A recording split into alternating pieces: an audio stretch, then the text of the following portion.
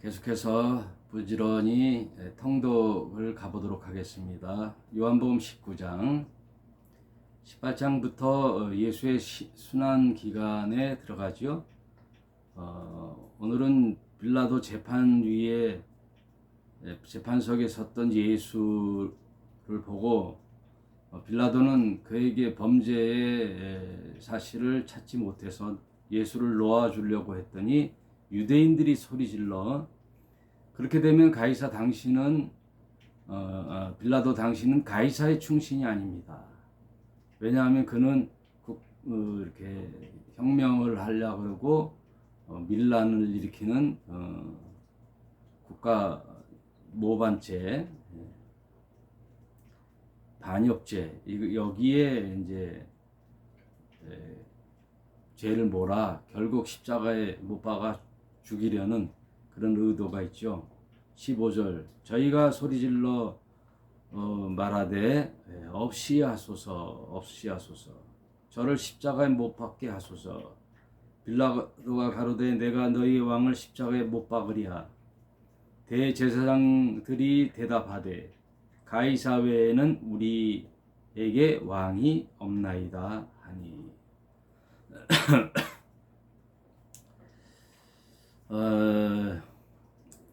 예수의 순환. 예수는 이제 정해져 있는 운명이죠. 아버지께서 이 땅에 보내신 아버지의 본체를 지고 온 형상이죠. 원래 하나님은 영이신데 하나님은 보이는 새긴 우상이나 보이는 형상을 만들지 말라. 그건 우상이라 그랬는데 보이지 않는 하나님이 보이는 하나님으로 왔단 말이에요. 그래서 사실 보면 예수가 이 땅에 인간들의 그 죄를 뒤집어 쓴 우상이 되는 거죠. 성경 66권도 이제 새긴 우상이니 하나님 외에 다른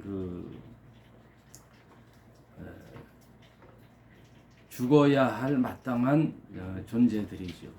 하나님이 영이시기 때문에 본자가 없단 말이에요. 그러나 이것은 그럼에도 불구하고 인간의 범죄를 대신 뒤집어 쓰려고 인간의 모습으로 오신 예수는 죄는 없으나 죄의 대가로 죄의 모습으로 왔단 말이에요. 그러니 죽어야 할 운명인데 그분은 깨끗한 분이죠. 그는 죄가 없으시죠. 그래서 그분이 죽으니 의의가 된다는 거예요. 죄인이 죽으면 의의가 될 수 없는데 죄가 없으나 죄의 모습으로 죄값으로 오신 예수는 그의 죽음은 그래서 의의가 되는 거예요. 사람을 살리는 의의가 되는 거죠.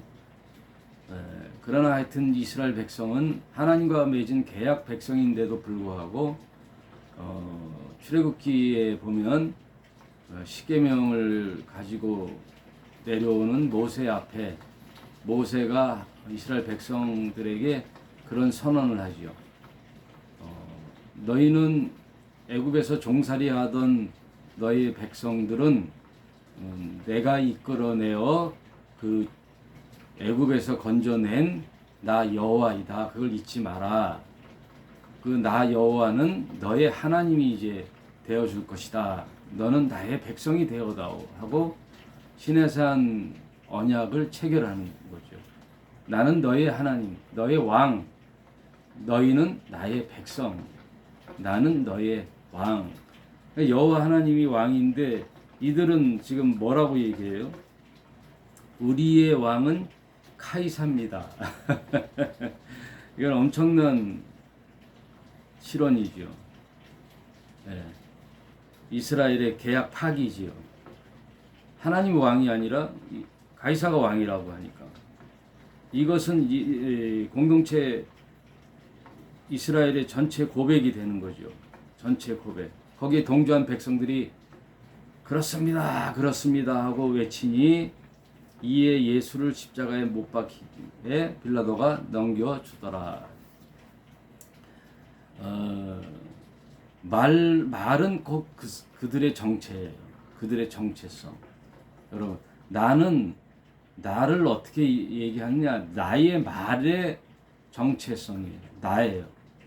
나의 말은 곧 나예요. 성경 66권은 곧 하나님이에요.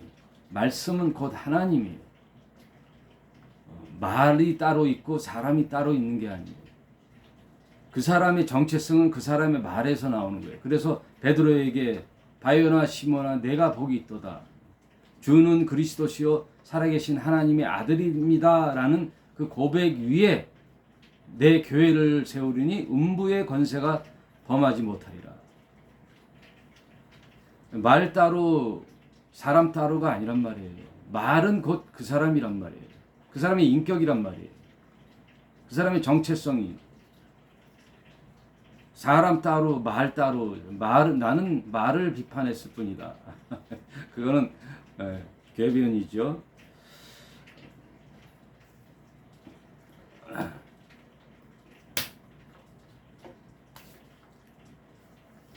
이제 바깥이 추우니까 이제 모기가 안으로 들어오네.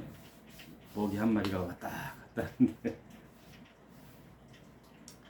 아무튼 왕이 우리는 가이사가 왕입니다.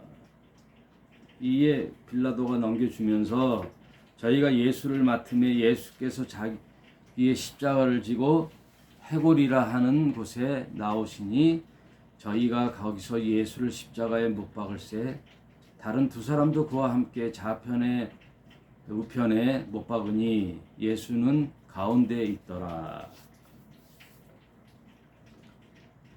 빌라도가 패를 써서 십자가 위에 붙이니 나사렛 예수 유대인의 왕이라 기록되었더라.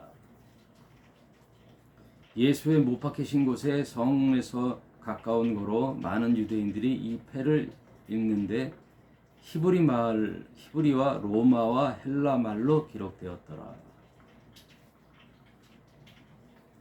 유대인의 대제사장들이 빌라도에게 이르되 유대인의 왕이라 말고 자칭 유대인의 왕이라 쓰라 하니 아직 그까지 물고 늘어지네요. 네. 우리가 그를 왕으로 추대한 게 아니라 우리의 왕은 가이사입니다. 자칭 자기가 유대인의 왕이라고 했다 이거예요. 그러니까 사실 그게 신성 모독죄라는 거예요. 네? 국가 반역죄라는 거죠. 자칭 왕이라고 하니까. 자칭 하나님의 아들이라 그러니까 신성 모독죄로 걸고 넘어간 거예요. 군병들이 예수를 십자가에 못 박고 그 옷을 취하여 네 기세에 나눠 각각 한 기씩 얻고 속옷도 취하니 이 속옷은 포지 아니하고 위에서부터 통으로 짠 것이다. 이렇게 바느질로 연결한 게 아니라 통으로 된 겉옷을 나눠 갔는데 군병들이 서로 말하되 이것을 찢지 말고 누가 얻나 제비 뽑자 하니 이는 성경에 저희가 내 옷을 나누고 내 옷을 제비 뽑나이다 한 것을 응하게 하려 함이니라. 예수의 순환 과정에서도요 곳곳에 계속 이 말이 있어요. 어떠한 사건은 저희의 이런 말들이 성경에 예언한 구약에 예언한 성경을 응하게 하려고 하는 거죠. 이게 모든 게 뭐예요? 예언과 섭리로 이루어졌다는 거죠. 예언과 섭리, 하나님의 모든 계획 속에 이런 일들이 진행된다 그 얘기예요.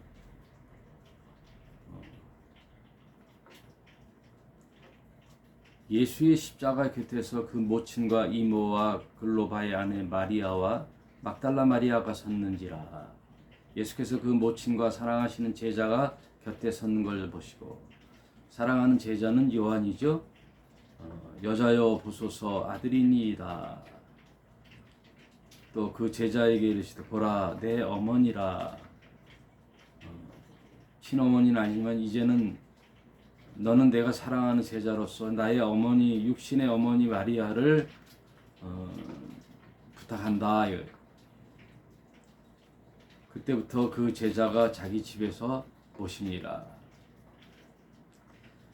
다른 제자들은 이제 갈릴리에 부활하신 예수를 만나고 이제 땅끝까지 복음을 증거하는 그 사도의 직분을 감당하면서 그런 초대교회 놀라운 역사를 이루을 때 사도 요한은 오로지 그 어머니 마리아를 봉양하는 일에 세월을 보내요. 그러니 어떤 일이 더 뭐 중요하냐 뭐 그런 것이 아니라 결국은 이제 마리아가 죽을 때까지 어머니를 모시다가 사도 바울도 에베소 감독으로서 마지막 생애에 초대교회에 큰 영향을 비치는 사도로서의 일을 감당하죠. 요한이야말로 예수의 제자 중에 가장 나중에까지 결국 나이를 다 하면서까지 요한복음, 요한 1, 2, 3, 요한계시록 이렇게 주옥 같은 진리의 말씀을 기록하고 죽지요. 그래서 요한복음이 아마도 학자의 견해들은 있지만 최후의 기록물로서 가장 나중에 모든 걸 종합해서 말하자면 결론적인 하나님의 계시책 요한복음을 저술하고 이제 죽죠. 그래서 요한복음이 끝판왕이라는 거예요. 끝장. 말하자면 모든 것의 결론. 요한복음이 모든 것의 결론이에요. 여기서 중요한 사실이 있는데요. 성경을 보면은 뭐로서 맥락이 쭉 이어져냐면 계약의 점진성으로 맥락이 이어져요. 계시의 점진성. 하나님과 인간 사이에 간극이 점점 좁혀지는 계시의 점진성으로 이어졌던 거예요. 처음부터 하나님이 인간에게 훅 들어오신 게 아니라 창세기서부터 쭉 보면은 점점점 구약에 이르기까지 하나님과 인간 사이에 계시의 간극이 점점 좁혀져 오는 거예요. 그래서 점점 밝아지고 확연해지는 거예요. 그게 계시의 점진성이라고 그러는데 어디서 확연히 드러나느냐? 뭐 계시록이 최고 이제 후에 계시의 책이다라고 하는데 이런 입장에서 보면은 아닌 거예요. 그 성령의 내주가 계시록 21장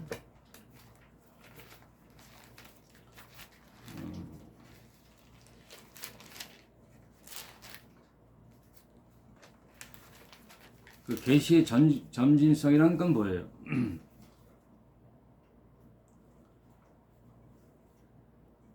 22절에 보면 또 저가 수정같이 맑은 생명수 강을 내게 보이리니 하나님과 및 어린 양의 보호자로부터 나서 길 가운데 흐르더라. 강 좌우에 생명나무가 있어 12가지 실과를 맺되 달마다 그 실과를 맺고 이러면서 이 수정같이 맑은 생명수 강 이게 성령이거든요. 성령이 눈에 가시적으로 보이는 형상적으로 나온단 말이에요. 눈에 보이는 외적인 현상. 그런데 요한복음 4장에 보면 요한복음 4장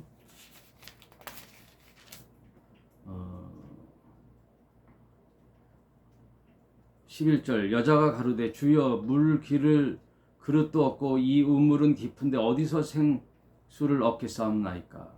우리 조상 야곱이 이 우물을 우리에게 주었고 또 여기서 자기와 자기 아들들과 짐승들이 다 먹었으니 당신이 야곱보다 더 크니까. 예수께서 대답하여 가라사대 이 물을 먹는 자마다 다시 목마르려니와 내가 주는 물을 먹는 자는 영원히 목마르지 아니하리니 나의 주는 물은 그 속에서 영생하도록 솟아나는 샘물이 되리라.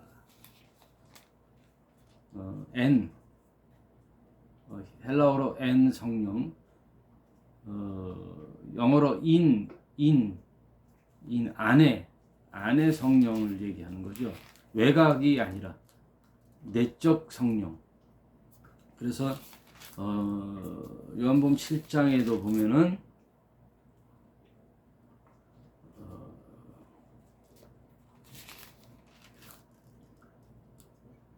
37절 명절 끝날 곧 큰 날에 예수께서 서서 외쳐 가라사대 누구든지 목마르거든 내게 와서 마시라. 나를 믿는 자는 성령의 이름과 같이 그 배에서 생수의 강이 흘러나리라 하시니. 그러니까 이런 표현들을 보면은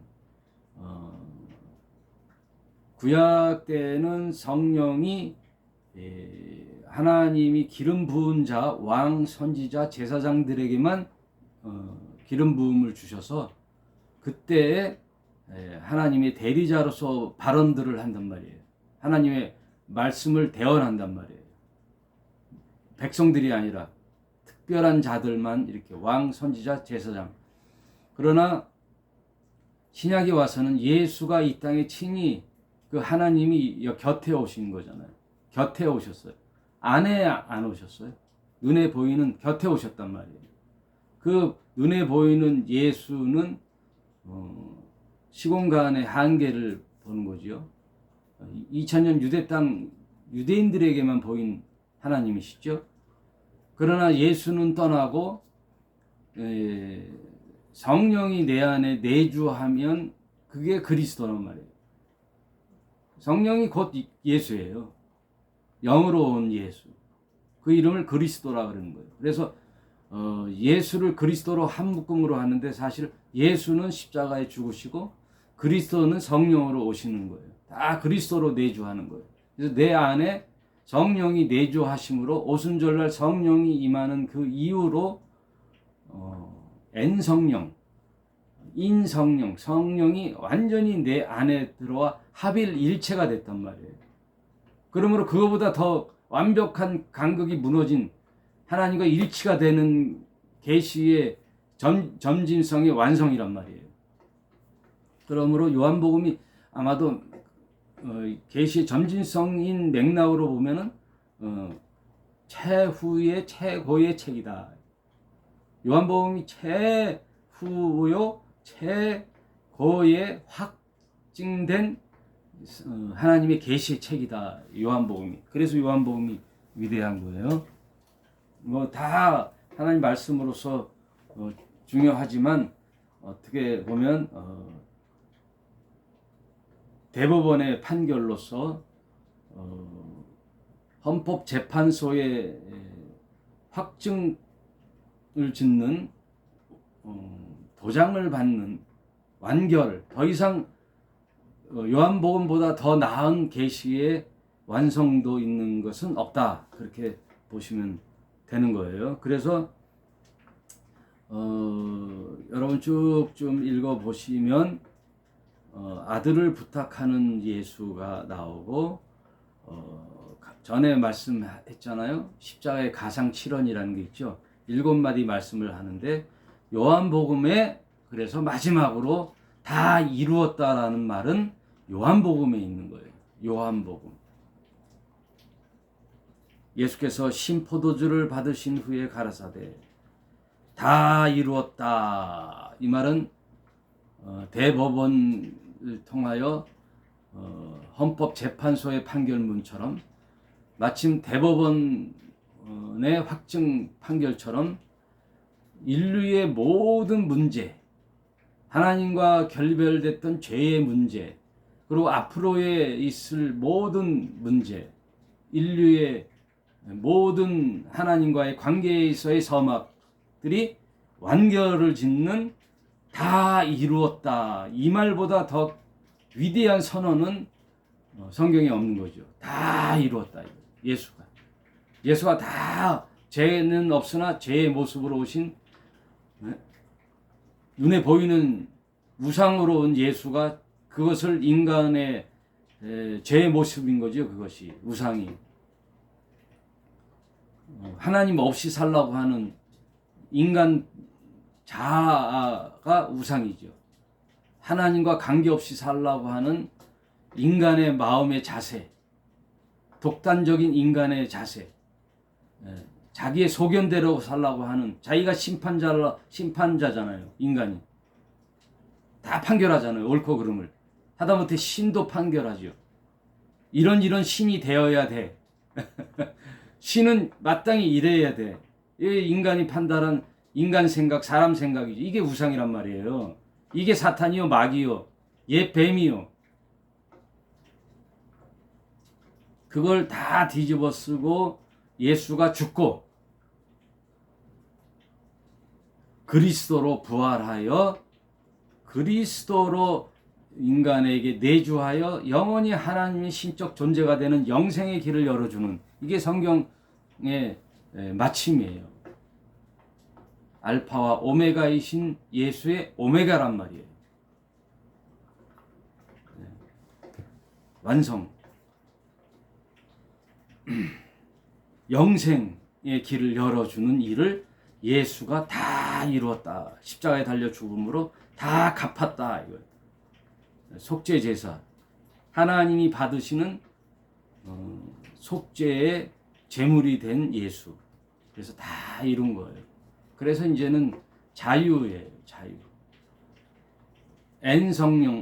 인성령이 오심으로 내가 그리스도가 되어 이제는 자유한 거예요. 이제 그리스도 예수 하나님이 나의 종교의 대상이 되는 게 아니에요. 신이 나의 무슨 신이 대상이 되는 게 아니란 말이에요. 대상이 되면 무상이 되는 거예요. 좀 어려운 말인데 대상이 되면 안 되는 거예요. 대상이 되면 하나님이 없는 거예요. 내가. 여러분, 어떤 신이 대상이 되어 그에게 기도하고 예배하고 경배하면 이미 내 안에는 신이 없는 거란 증이잖아요. 그래요, 안 그래요? 신이 내 안에 들어옴으로 대상이 아니에요. 내가 이제 신적 존재가 되어 하나님과 하나 되는, 아버지가 내 안에, 내가 아버지 안에, 내가 예수 안에, 예수가 내 안에, 그게 그리스도로 통일되게 하는, 내가 그리스도와 하나가 되는, 그래서 영생의 존재가 됐는데 무슨 대상이 되어 또 하나님께 뭘 아뢰느냔 말이에요. 대상이 되면 이미 우상이 되는 거예요. 불교도 보니까 어떤 스님이 어떤 그 절간에 있는 부처를 다 뽀셔가지고, 그 사람은 뽀셔가지고 땔감으로 만들어라. 예?